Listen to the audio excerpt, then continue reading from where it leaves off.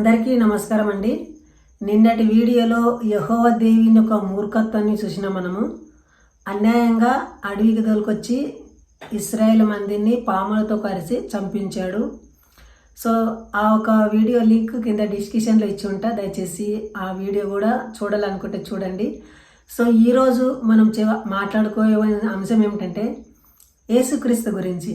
ఈ యేసుక్రీస్తు కూడా అంటే యెహోవా దేవునిలో పాపం ఉండొచ్చు, అంటే యెహోవా దేవుడు చేస్తే కూడా పొరపాటు చేసి ఉండొచ్చు అని అనుకుంటారు.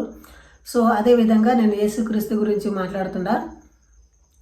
సో ఇక్కడ ఏం జరిగిందంటే, నేను నా సొంత జ్ఞానంతో కాకుండా వచనాల ఆధారంగా నేను మాట్లాడుతుంటా. ఇంకొకటి, నేను స్టేట్మెంట్ ఇస్తలేను, ఇది నా ఒబీడియన్స్.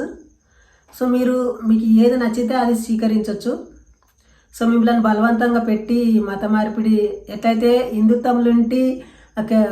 హిందుత్వంలో నుండి క్రిస్టియన్ ఎట్లా మత మార్పిడైనరో మోసాల ద్వారా, అన్యాయాల ద్వారా.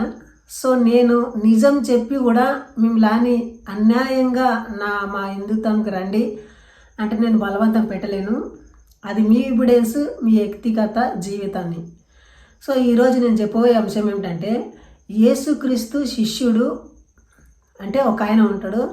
ఆయన చాలా డిఫికల్ట్గా, అంటే అతనికి ఒక చాలా ప్రాబ్లం వచ్చేస్తుంది. అదేం ప్రాబ్లం అంటే, వాళ్ళ సొంత తండ్రే చనిపోతాడు. చనిపోతే యేసుక్రీస్తుకు అతను అంటాడు, ప్రభువా నాకు ఆజ్ఞ అయ్యి నేను నా తండ్రిని పాతిపెట్టి వస్తా అని అంటాడు. సో యేసుక్రీస్తు ఏమనాలప్పుడు, సరే నీ తండ్రి చనిపోయాడు కదా, సో చాలా బాధాకరమైన విషయము, సరే వెళ్ళి నీ తండ్రిని పాతిపెట్టి ఆ తర్వాత నన్ను వెంబడించు అంటే అనాలి. సో ఈ యేసుక్రీస్తు ఏమంటున్నాడంటే, వద్దు పోకు, మృతులని పాతేసుకుంటారు అంటే అంటున్నాడు.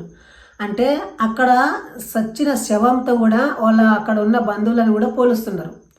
అక్కడనేమో వాళ్ళ బంధువులందరూ కొడుకు యేసుక్రీస్తు ఎంటబడి ఆ చర్చిలు వెంబడబడి, సో మన సంసారాన్ని మర్చిపెట్టే, సో ఇప్పుడు తండ్రి చనిపోయిండు అయితే కూడా రాకొచ్చిండు అంటే ప్రజలు తిడుతున్నారు.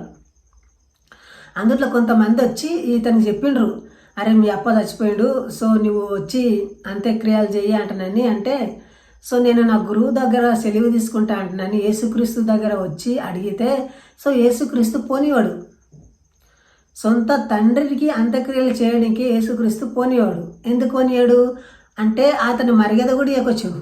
ఏమంటున్నాడు, మృతులు అంటే సచ్చిన వాళ్ళంతా సచ్చిన వాళ్ళని మనం చేసుకుంటారు, నువ్వు నన్ను వెంబడించు అని అంటాడు. సో ఇది ఎంత బాధాకరమైన విషయము. సో దయచేసి బైబిల్ని ప్రేమించే వారికి ఇది మంచి మాటగా అనిపిస్తుండొచ్చు, కానీ ఇది చాలా అన్యాయకరమైనగా అనిపిస్తుంది.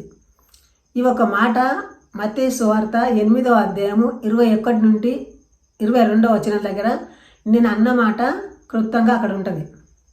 దయచేసి ఆలోచించండి. సో ఇలాంటి క్రూరత్వం కలిగిన యేసుక్రీస్తు ఇలాంటి మాటలు ఎలా అనగలిగాడు? ఇట్లా అనరాదు కదా, బాధపడలే కదా. సో దయచేసి ఇప్పుడు ఆయన ఈ యొక్క శిష్యుడు ఎలా నమ్మింటాడు యేసుక్రీస్తుని అని అంటే, ఈయన మత్తయి సువార్త 11వ అధ్యాయంలో 28వ వచనంలో ఏమంటాడు, నేను నా శాంతిని మీకు ఇస్తుందా అని అంటాడు.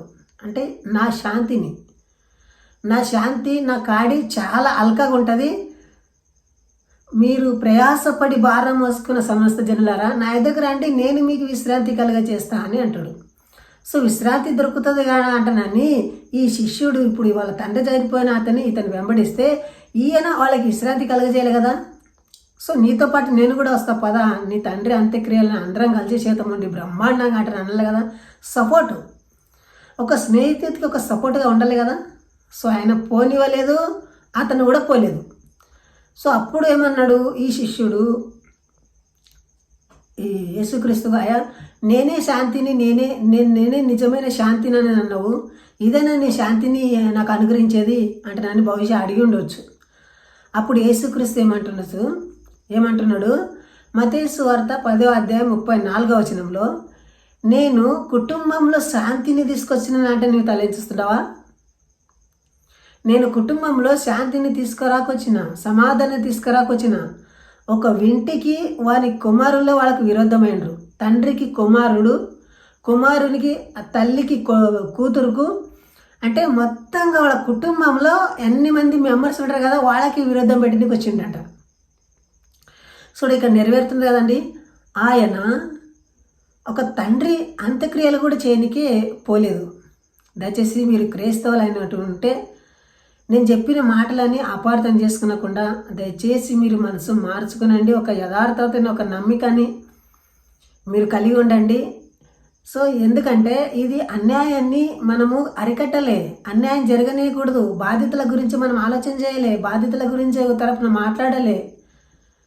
సో మనం అన్యాయంగా అయిపోతే మన లైఫ్ ఏం లైఫ్. సో బైబిల్లో చాలా అన్యాయాలు, అక్రమాలు ఉంటాయి. సో మీకు ఏమైనా సమస్యలు, సందేశాలు ఉంటే దయచేసి నాకు కాల్ చేసి మాట్లాడచ్చు. సో నా నంబర్ డిస్క్రిప్షన్లో పెట్టి ఉంటా. సో ఇంతవరకు ఈ వీడియో ముగిస్తున్నా. జై హింద్, వందే మాతరం.